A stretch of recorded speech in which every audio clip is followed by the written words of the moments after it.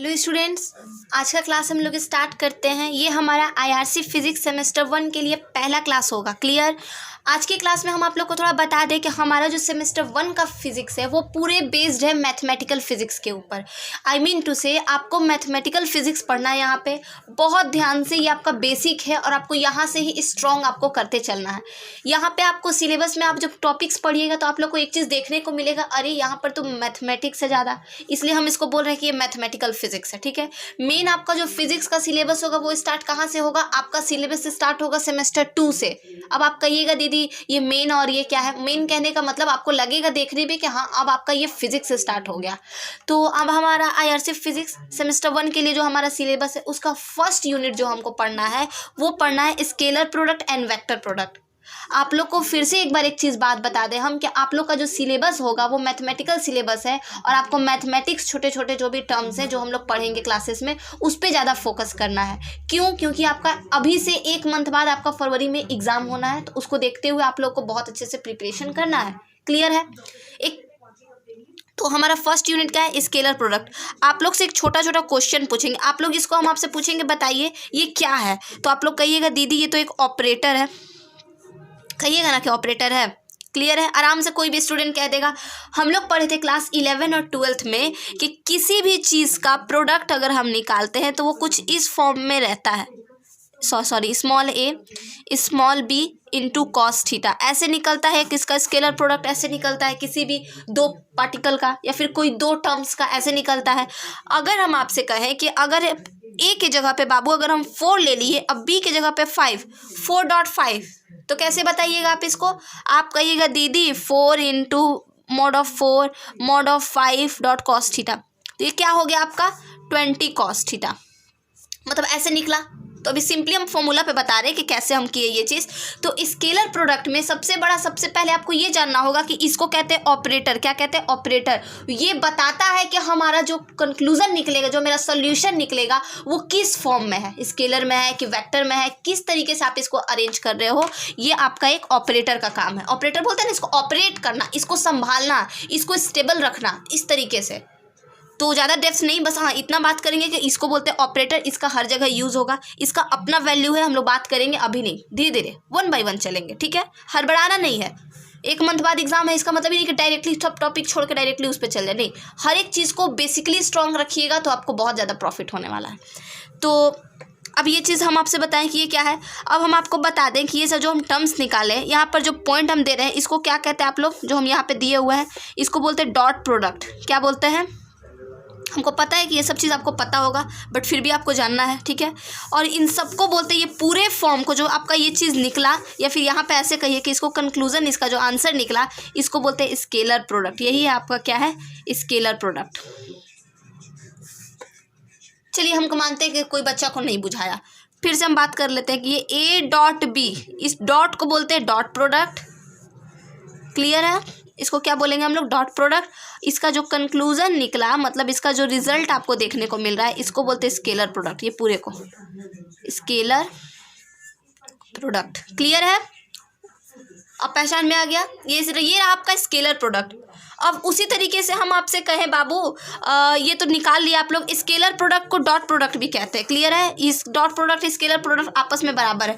मतलब क्या बराबर है? कहने का मतलब स्केलर प्रोडक्ट का ही दूसरा नाम है डॉट प्रोडक्ट। यही ना जी निकला यहाँ पे, तो इसको हम लोग बोल दिए स्केलर प्रोडक्ट। अगर यहाँ पे डॉट लगा दिए तो ये हो गया डॉट प्रोडक्ट।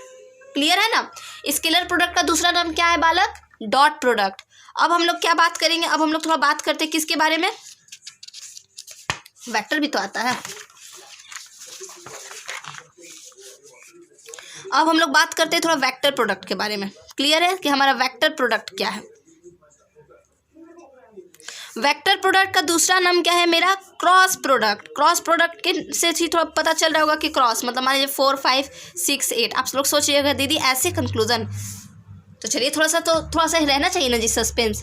क्रॉस प्रोडक्ट का मतलब तो यही है ना कि इन दोनों का आपस में प्रोडक्ट निकालना, इन दोनों का आपस में प्रोडक्ट निकालना। आप लोग को तो लग रहा होगा कि हाँ दीदी इसी को ना बोलेंगे क्रॉस। अब मल्टीप्लाई कर रहे हैं तो प्रोडक्ट मतलब क्या? मतलब ये कि 8 4 जा 32 प्लस इंटू 6 5 जा 30, इस तरीके से। या फिर प्लस बीच में रहा तो प्लस, मतलब समझ रहे हैं हम क्या कहना चाह रहे हैं कि ये दोनों का क्रॉस आपस में, इन दोनों का क्रॉस, यही तो हुआ क्रॉस। अब मल्टीप्लाई कर रहे हैं तो क्रॉस प्रोडक्ट निकल रहा है। एकदम करेक्ट आपके दिमाग में चल रहा है। ऐसे ही निकलता है। कैसे निकलता है? जैसे कि एक तरीके से आप लोग पढ़े होंगे मैट्रिक्स फॉर्म में 2 4 6 8, तो 8 2 जा 16 प्लस बीच में रहता है 6 4 जा 24। कंक्लूजन क्या निकला? 2 1 3 1 4 40 निकला। ये हो गया आपका क्रॉस प्रोडक्ट का आंसर। ठीक है, मतलब वेक्टर प्रोडक्ट को ही क्रॉस प्रोडक्ट कहते हैं बालक, याद रखिएगा मेरा बात। वेक्टर प्रोडक्ट का अनदर नेम क्या है हमारे यहाँ पे? Cross product. क्लियर? अब चलिए इसको थोड़ा निकालने का, उसमें तो हम लोग देख लिए किस तरीके से उसका फॉर्मूला है, a dot b equal to mod of a into mod of b into cos theta. इसमें क्या हो जाता है, चलिए उसको देखते हैं। इसमें आपका हो जाता है a cross b is equal to mod of a into mod of b into sine theta. मतलब इसका जो एंगल एलिवेशन है वो साइन पे टूटता है और डॉट प्रोडक्ट का जो है वो कॉस पे टूटता है। कोनो डाउट? दीदी एक बार और बोलिए। स्केलर प्रोडक्ट का जो आपका एंगल होगा, स्केलर प्रोडक्ट वो कॉस थीटा के एंगल में फॉर्म होता है, मतलब कॉस थीटा के एंगल में ब्रेक करता है। उसका जो भी वैल्यू निकलेगा वो कॉस के अकॉर्डिंग निकलेगा और वेक्टर प्रोडक्ट का जो मेरा वैल्यू निकलेगा वो वैल्यू किसके अकॉर्डिंग निकलेगा? साइन थीटा के अकॉर्डिंग निकलेगा। वो अदर बात है, थीटा यहाँ पे मान लीजिए, यहाँ पे थीटा कुछ भी, यहाँ पे साइन 90 का वैल्यू हम अगर आपसे पूछ रहे तो क्या होगा बाबू? चलिए हमको नहीं बुझाया दीदी, एक बार थोड़ा सा एक एग्जाम्पल लीजिए ना। चलिए ऐसा भी होता है तो हम मानते हैं कि मॉड ऑफ ए मेरा 5 है, मॉड ऑफ बी मेरा 6 है और थीटा मेरा दे दिया है मान लीजिए 45 डिग्री या फिर चलिए 90 डिग्री दिया है। क्लियर? चलिए यहाँ पे आप लोगों को शायद नहीं दिख रहा होगा, यहाँ पे देखिए mod of a equal to मान लीजिए 5 है, mod of b equal to मान लीजिए 6 है। ठीक है, अब थीटा बराबर दे दिया 90 डिग्री। हम आपसे कहेंगे कि बाबू आपको ए क्रॉस बी का वैल्यू निकालना है, तो आप ये मत कहिएगा कि दीदी आराम से निकल गया 6 × 5 इक्वल टू 30। ऐसे नहीं निकालना है। ठीक है, ये मत भले आंसर मेरा सॉल्व करके 30 आए लेकिन आपको डायरेक्टली 30 नहीं लिख देना, ऐसे नहीं निकलेगा। ये कैसे निकलेगा याद रखिएगा, ऑब्जेक्टिव में ये क्वेश्चन पूछता है। तो हमको निकालने के लिए इसका सबसे पहले इसका फॉर्मूला मेरा क्या है, ए क्रॉस बी का, वो देखेंगे सबसे पहले। तो क्या है मेरा formula? Mod of a mod of B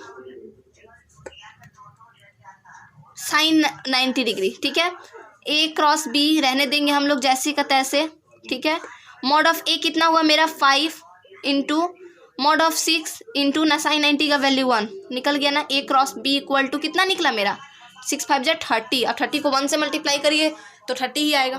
तो मेरा ऐसे वैल्यू निकला, ये मेरा सही फॉर्म है निकालने का। अभी नहीं डायरेक्टली हम आपसे कह दिए कि मॉड ऑफ ए वेक्टर आपका 5 8 दिया है, अब बी वेक्टर आपका दिया है 9 और थीटा बराबर दिया है मेरा 80 नहीं कितना बोलते हैं 45। अब इसका वैल्यू निकालिए बाबू ए क्रॉस बी का। तो डायरेक्टली मत कर दीजिएगा दीदी, ए क्रॉस बी इक्वल टू मेरा आ गया 9 8 जा 72 होता है ना, 72 आ गया। हम लोग बोलेंगे गलत, सॉल्व कीजिए, प्रूफ कीजिए। 72 नहीं आ रहा है, कैसे 72 आ रहा है? तो ये सारी चीज़ों को आप लोगों को देखना है। अब हम लोग थोड़ा बड़े हो रहे हैं और हम आपसे अब एक बात बोलेंगे, आप लोगों को सुन के थोड़ा अजीब लगेगा बट बोलना चाहिए मुझे। आप लोग अभी नर्सरी में हैं। अब आप कहिएगा क्या मजाक कर दिए दीदी। बिल्कुल, अभी आप लोग एक नर्सरी क्लास में हो, ग्रेजुएशन के नर्सरी। मतलब आप लोग 11th 12th में जो कुछ पढ़े थे, मुझे नहीं लगता कि हर स्टूडेंट को नहीं याद होगा या फिर हर को याद होगा, हर किसी को। बट हाँ, इतना ज़रूर आप लोगों को सारी चीज़ को देख के लग रहा हो कि नहीं हम ये चीज़ पढ़े हैं, ये चीज़ बेसिक है मेरा। तो इसको स्ट्रॉन्ग करना है। ये सेमेस्टर 1 को नर्सरी हम इसलिए बोल रहे हैं क्योंकि सेमेस्टर 1 को नर्सरी बोलने का मेरा सबसे मोस्ट इंपॉर्टेंट कारण है कि आप लोग यहाँ से अपना बेसिक स्ट्रॉन्ग करके सेमेस्टर 6 तक जाओगे और वो आपका रिजल्ट तय करेगा कि आप ग्रेजुएशन में कितना मार्क्स लाए। क्लियर है? तो समझ में आया वेक्टर प्रोडक्ट क्या होता है। वेक्टर प्रोडक्ट का फॉर्मेशन इस तरीके से होता है और स्केलर प्रोडक्ट का फॉर्मेशन जो आप देखें वो कैसे होता है। चलिए वेक्टर प्रोडक्ट में एक नया चीज़ एक और सीखेंगे हम लोग कि सपोज कीजिए बालक, चलिए पेज चेंज कर दे कि यहाँ रहने दें, यहाँ लेने देते हैं। ठीक है, सपोज कीजिए मेरा वेक्टर x बराबर दिया हुआ है आई कैप। इसमें हाँ, वेक्टर प्रोडक्ट में आपको एक बात बता दें हम लोग कि वेक्टर प्रोडक्ट में फॉर्मेशन कुछ इस तरीके से होता है। आप लोग को बता दें, मान लीजिए यहाँ पे जे वेक्टर है, आई कैप है और ये के कैप है, कुछ इस तरीके से कैप में लेके चलिए। ठीक है, ये ऐसे फॉर्म करता है यहाँ से ऐसे, मतलब एक दूसरे के ऑपोजिट में होता है, ये एक दूसरे के ऑपोजिट में लेके चलिएगा ना तो 0 होगा, और एक दूसरे के फेवर में लेके चलिएगा तो 1 होगा। अब आप कहिएगा दीदी ऑपोजिट ऑफ फेवर से क्या मतलब? ऑपोजिट ऑफ फेवर से ये मतलब है कि दोनों का डायरेक्शन सेम रहा, दोनों के बीच में जब हम डॉट प्रोडक्ट निकालेंगे, दोनों का जब डायरेक्शन सेम रहेगा, अभी डॉट प्रोडक्ट का बात कर रहे हैं, डॉट प्रोडक्ट बोले तो स्केलर, डॉट प्रोडक्ट बोले तो स्केलर, क्रॉस प्रोडक्ट बोले तो वेक्टर, क्रॉस प्रोडक्ट बोले तो वेक्टर। क्लियर है? अभी हम ये चीज़ आप देखें, ये फॉर्म, ये जो आपको हम बता रहे हैं आई जे के का क्या रोल है, वो तो स्केलर में भी रोल है, वेक्टर में भी रोल है, तो कैसे है डिफरेंस वो देखते हैं। चलिए ठीक है, तो इन दोनों के बीच में जब डॉट प्रोडक्ट निकालेंगे तो वो मेरा वैल्यू देगा 0 देगा नहीं, 1 देगा। क्या देगा? 1। हमेशा याद रखिएगा सिमिलर कैप में, सिमिलर प्रोडक्ट में डॉट प्रोडक्ट निकालोगे तो उसका वैल्यू 1 आएगा, और डिफरेंस रहेगा दोनों तो उसका वैल्यू 0 आएगा। Just like this. देखिए, आई कैप को जे के साथ करिए, इसका वैल्यू 0, के को जे के साथ करिए, इसका वैल्यू 0, जे को जे के साथ करिए, इसका वैल्यू 1 डॉट है। मतलब सिमिलर रहेगा तो 1 डॉट प्रोडक्ट में, और डिफरेंस रहेगा तो 0। डिफरेंस नहीं, डिफरेंट रहेगा तो 0। अब ठीक जस्ट अपोजिट अगर हम वेक्टर की बात करें तो वेक्टर में क्या होगा? देखिए, वेक्टर में क्या होगा कि देखिए इसमें तीसरा आएगा। मतलब अगर हम ऐसे रखते हैं कि यहाँ पे जे वेक्टर को डिफाइन करते हैं, यहाँ पे डिफाइन करते हैं आई को, यहाँ के को, मतलब ये इधर जाएगा तो इसका आंसर देगा ऐसे। चलिए, ये वाला चीज़ आपको नहीं समझ में आएगा, क्यों नहीं आएगा? आई का जो डायरेक्शन है जे की तरफ होगा, अगर आई का डायरेक्शन जे की तरफ होगा वो के बराबर होगा। अगर जे का डायरेक्शन आई के बराबर होगा तो वो किसके बराबर होगा? के। कुछ इस फॉर्म में देखेंगे हम लोग। कैसे देखेंगे? देखिए, आई का जो डायरेक्शन है, आई और जे एक साथ जा रहा है तो उस के बराबर होगा। अगर जे और के, ये किसके बराबर होगा? आई का। देखिए कैसे, ये जे ये जा रहा है इधर के की तरफ, के जा रहा है आई के, वो किसके बराबर होगा? आई के। फिर यहाँ पे देखिए, अगर ये वाला डायग्राम नहीं समझ में आ रहा है तो इसको हम लोग बहुत अच्छे से समझेंगे। देखिए, अब ये तो हो गया एक चीज़। अब हम आपसे बता दें, ये तो निकला मेरा के निकला, आई निकला। अगर हम आई को के साथ करेंगे, आई को के किस तरफ ले जाएंगे तो ये मेरा बराबर होगा जे के। आई को के की तरफ ले जाएंगे, जे के। अब बताइए क्लॉकवाइज एंड, चलिए हम आपसे एक बात करते हैं, पहले हम ये पूरा लिख लेते हैं।